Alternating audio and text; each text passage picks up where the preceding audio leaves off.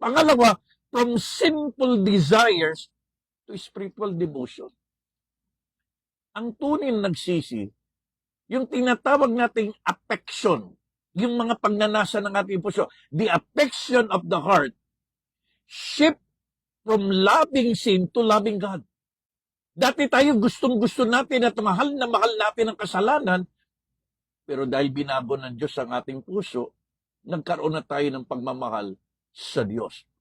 Our desire shift from pleasing ourselves to pleasing our God.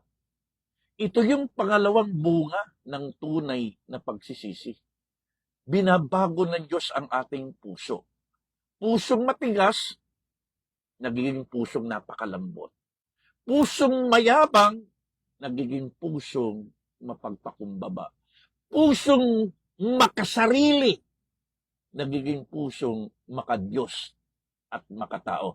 From a heart of selfishness to a heart of selflessness.